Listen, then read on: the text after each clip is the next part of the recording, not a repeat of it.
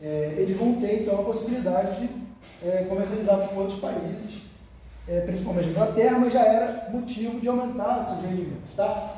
Em seguida, logo em 1810, isso mostra um pouco uma certa subordinação em relação à Inglaterra, vai ser estabelecido vários tratados, vão ser assinados vários tratados entre o governo português do Rio, né, com a Inglaterra. O João vai assinar vários tratados com a Inglaterra. Entre esses tratados, talvez o mais famoso seja o Tratado de Comércio e Navegação. Tá? E esse Tratado de Comércio e Navegação vai dizer o seguinte, que a tarifa paga por produtos ingleses no porto do Rio de Janeiro vai ser menor do que a paga, vai ser reduzida e vai ser menor do que a paga por todos os outros países. Então, antes, você tinha, assim, os produtos de todos os outros países, agora podiam ser comprados no Brasil e tudo mais, mas eles pagavam uma tarifa de 24%. Portugal tinha uma tarifa de 16%. Era uma tarifa reduzida. Agora, com o tratado assinado pela Inglaterra, 2 anos depois da abertura dos portos, a Inglaterra, os produtos ingleses vão passar a pagar uma tarifa de 15%, menor do que a de Portugal, inclusive, do que os produtos portugueses. Tá certo? Então agora você vai ter importação muito grande de produtos ingleses no Brasil nesse período. Né? Foi uma das consequências imediatas. Dizem que até, como é que é o negócio de esqui? Equipamento de esqui estava sendo vendido no Rio de Janeiro na época. Né? Como é que é o nome daquilo que a galera usa para esquiar? Não tem, né? Que não tem neve, não tem nada, mas enfim. Coisas que chegam aqui no Brasil pela influência inglesa nesse momento. Né? Em 1815, eu poderia ter colocado aqui, eu não coloco, mas chega ao fim do chamado período napoleônico, né? A guerra na Europa, Napoleão é definitivamente derrotado, tá certo? Já tinham sido expulsos de Portugal, já, né? Mesmo assim, Dom João continua no Brasil. Dom João permanece no Brasil. Existe uma pressão interna para que ele volte, porque os portugueses que lá estão, principalmente, né, não estão satisfeitos com Dom João no Brasil, principalmente os comerciantes portugueses, né? Aqueles que ganhavam muito mais com o monopólio, né? com o pacto colonial, com o monopólio sobre o comércio do Brasil, estão insatisfeitos. Né?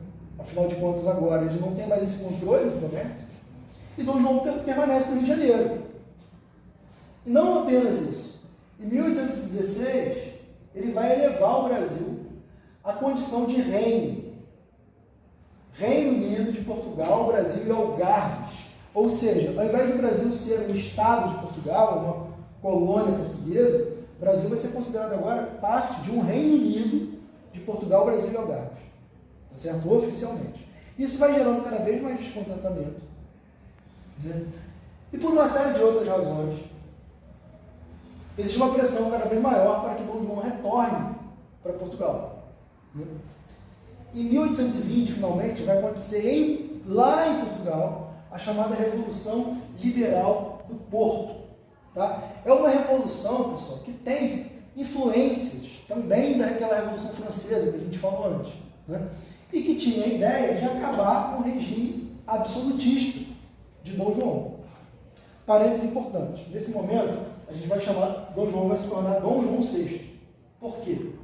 Porque antes aqui, por volta de 1816, se não me engano, a rainha, Dona Maria, morre. Tá?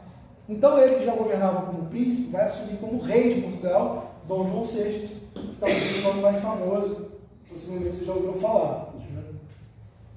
E uma das consequências dessa Revolução Liberal de Portugal vai ser o retorno de Dom João. Por quê? Porque ele teme perder o trono, perder a coroa. Ok? Lembra do que aconteceu com o rei lá na Revolução Francesa? Essa revolução, a Revolução Liberal do Porto, ela pretende acabar com o absolutismo em Portugal. Ela era influenciada por ideais iluministas, ideais que buscavam estabelecer limitações ao poder do rei.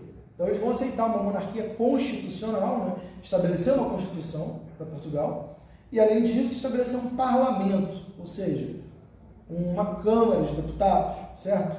Lá eles vão se chamar de cortes portuguesas, mas era uma espécie de Câmara que teriam deputados eleitos E esses deputados, eles iam ter o poder de fazer as leis. Não era só o rei que ia fazer lei através de decreto, a partir de então.